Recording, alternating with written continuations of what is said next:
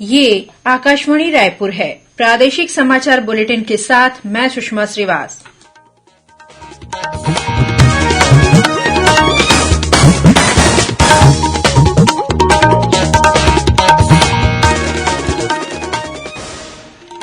और अब पेश है आज के मुख्य समाचार।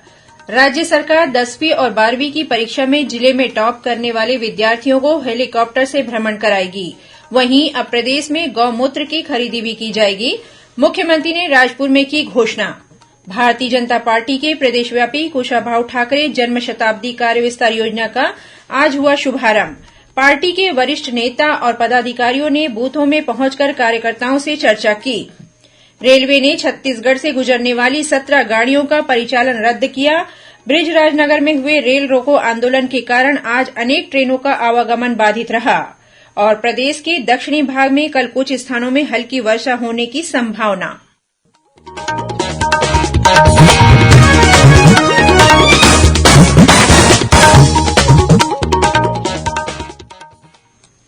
अब समाचार विस्तार से। राज्य सरकार 10वीं और 12वीं की परीक्षा में जिले में टॉप करने वाले विद्यार्थियों को हेलीकॉप्टर से भ्रमण कराएगी। यह घोषणा मुख्यमंत्री भूपेश बघेल ने आज बलरामपुर जिले के राजपुर में पत्रकारों से चर्चा करते हुए की।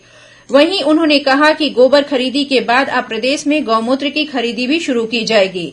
इस गौमूत्र से दवाइयां बनाई जाएगी, जिससे महिलाओं और ग्रामीणों को आय का एक और जरिया मिल सकेगा। भेंट मुलाकात अभियान के दूसरे दिन मुख्यमंत्री आज रायपुर पहुंचे। इस मौके पर उन्होंने राजपुर में 31 करोड़ रुपए से अधिक के 20 विकास कार्यों का शिलान्यास और लोकार्पण किया। राजपुर प्रवास के दौरान मुख्यमंत्री ने तहसील कार्यालय का निरीक्षण कर नक्शे और अभिलेख को दुरुस्त करने के निर्देश दिए। साथ ही लंबित प्रकरणों का निराकरण जल्द करने को कहा। राजपुर में आयोजित कार्यक्रम में मुख्यमंत्री ने गोधन न्याय योजना के तहत 43वीं किस्त के रूप में पशुपालक ग्रामीणों, गौठानों से जुड़ी महिला समूहों और गौठान समितियों को 10 करोड़ 70 लाख रुपए की राशि ऑनलाइन जारी की। इस मौके पर मुख्यमंत्री ने गोपालपुर गौठान में काम करने वाली संघ सहेली स्व सहायता समूह की महिलाओं से वीडियो कॉन्फ्रेंसिंग के जरिए चर्चा की। राजपुर दौरे के बाद मुख्यमंत्री श्री बघेल रामानुजगंज विधानसभा क्षेत्र के डौरा गांव पहुंचे। इस अवसर पर उन्होंने डौरा में स्वामी आत्मानंद अंग्रेजी माध्यम स्कूल और रनहत में महाविद्यालय खोलने की घोषणा की। इसके अलावा उन्होंने डौरा और गणेश मोड़ के बीच विद्युत सब स्टेशन की स्थापना करने की भी बात कही। मुख्यमंत्री ने सासू नदी और दलधोवा से सरस्वती पुल के बीच पुलिया बनाने का भी ऐलान किया।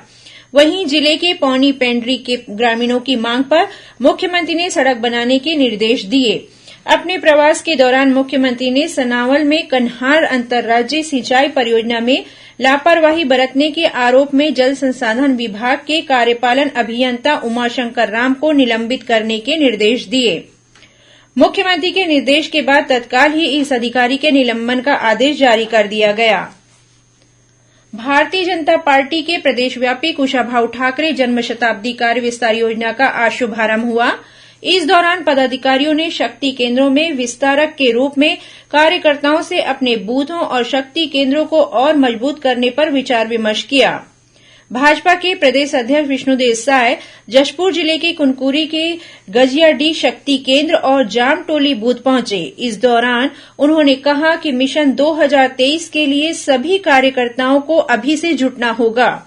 उन्होंने कार्यकर्ताओं से कहा कि वे केंद्र सरकार की जन कल्याणकारी योजनाओं को लोगों तक पहुंचाने और राज्य सरकार की विफलताओं को बताने के लिए जनता से सीधा संपर्क करें। वहीं नेता प्रतिपक्ष धरमलाल कौशिक ने बिल्हा के सिरगिट्टी मंडल के तिफरा और कालिका नगर शक्ति केंद्र में जाकर कार्यकर्ताओं से चर्चा की। उन्होंने कहा कि कार्य विस्तार योजना के तहत प्रत्येक कार्यकर्ता को शक्ति केंद्र के सभी बूथों में जाकर कार्यकर्ताओं से संवाद करना होगा। भाजपा विस्तार योजना कार्यक्रम में पूर्व मंत्री बृजमोहन अग्रवाल, राज्यसभा सांसद सरोज पांडेय, सांसद अरुण साव, सुनील सोनी, प्रदेश महामंत्री नारायण चंदेल और पूर्व मंत्री अजय चंद्राकर सहित विभिन्न पदाधिकारियों ने विभिन्न बूथों में जाकर कार्यकर्ताओं से मुलाकात की। रेलवे बोर्ड के निर्देश पर छत्तीसगढ़ से गुजरने वाली 17 गाड़ियों का परिचालन रद्द किया जा रहा है। इनमें बिलासपुर भोपाल, बिलासपुर रीवा और जबलपुर अंबिकापुर सहित 9 एक्सप्रेस गाड़ियों को रद्द किया गया है। इसके अलावा बिलासपुर रायगढ़, रायपुर डोंगरगढ़, इतवारी रामटेक मेमू पैसेंजर सहित 8 मेमू पैसेंजर को भी रद्द किया गया है। इस बीच रेलवे द्वारा यात्रियों की सुविधा को ध्यान में रखते हुए टाटानगर इतवारी टाटानगर के बीच दैनिक एक्सप्रेस ट्रेन का परिचालन आज 5 मई से शुरू किया गया है।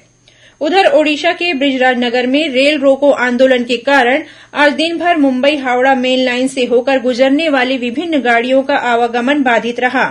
समाचार मिला है कि बृजराजनगर में ट्रेनों के ठहराव को लेकर स्थानीय लोगों ने रेल पटरी पर प्रदर्शन किया, जिसके कारण करीब 10 से अधिक यात्री ट्रेनों को अलग अलग स्टेशनों पर रोके रखा गया या फिर परिवर्तित मार्ग से चलाया गया। कुछ ट्रेनों को निरस्त भी किया गया है।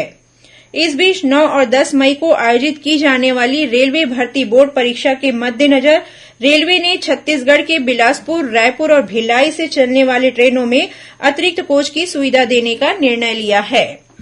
प्रादेशिक समाचार आप आकाशवाणी रायपुर से सुन रहे हैं। छत्तीसगढ़ की खबरों से है आपका वास्ता और खबरों की विश्वसनीयता से है हमारा वास्ता। आकाशवाणी समाचार रायपुर के प्रादेशिक समाचार बुलेटिन के साथ ही हमारे समसामयिक कार्यक्रम आप रेडियो के अलावा अपने मोबाइल पर भी सुन सकते हैं। आकाशवाणी समाचार फेसबुक, ट्विटर और यूट्यूब पर भी उपलब्ध है। हमारा Facebook page Chhattisgarh news on AIR, Twitter handle CGAIR news और हमारा यूट्यूब चैनल है छत्तीसगढ़ AIR न्यूज। तो अब रेडियो के साथ ही आपके मोबाइल के जरिए भी हम पहुंच रहे हैं आप तक। छत्तीसगढ़ की हर खबर के लिए सुनते रहिए आकाशवाणी समाचार। और अब आगे बढ़ते हैं बाकी के समाचारों की ओर।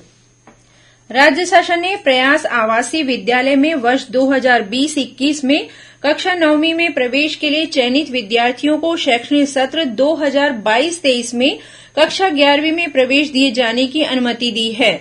नए विद्यार्थियों को कक्षा 11वीं में प्रवेश की पात्रता नहीं है, लेकिन माओवाद प्रभावित क्षेत्र के बच्चों को सीधे प्रवेश की यह सुविधा दी जा रही है।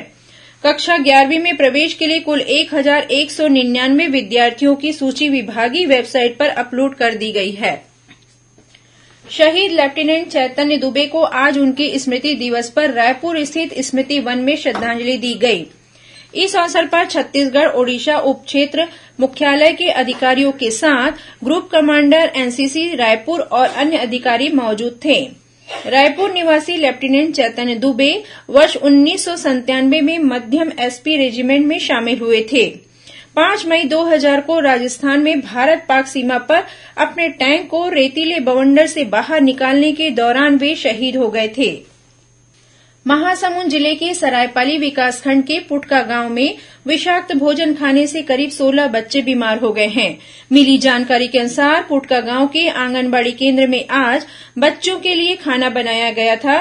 भोजन पकाते वक्त इसमें छिपकली गिर गई थी, जिससे खाना विषाक्त हो गया। इस भोजन को खाने के बाद बच्चों की तबीयत अचानक बिगड़ने लगी। सभी बच्चों को सरायपाली के सामुदायिक स्वास्थ्य केंद्र में भर्ती कराया गया है।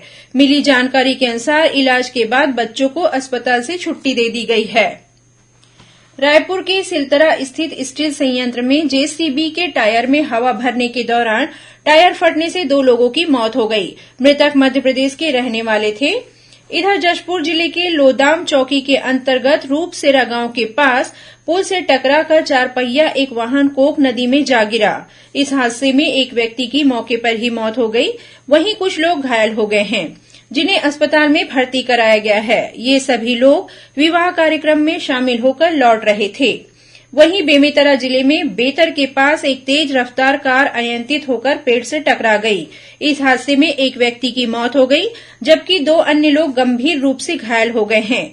मृतक रायपुर का रहने वाला था। और अब पेश है मौसम का हाल। प्रदेश में दक्षिण की ओर से आ रही ठंडी और नमी युक्त हवा के कारण राज्य के दक्षिणी भाग के कुछ स्थानों पर कल हल्की वर्षा होने या गरज चमक के साथ छींटे पड़ने की संभावना है। वहीं मौसम विभाग ने राज्य के कुछ स्थानों पर अंधड़ चलने की भी संभावना जताई है। इसके अलावा राज्य के बाकी इलाकों में अधिकतम तापमान में वृद्धि हो सकती है। और अब कुछ खबरें संक्षेप में।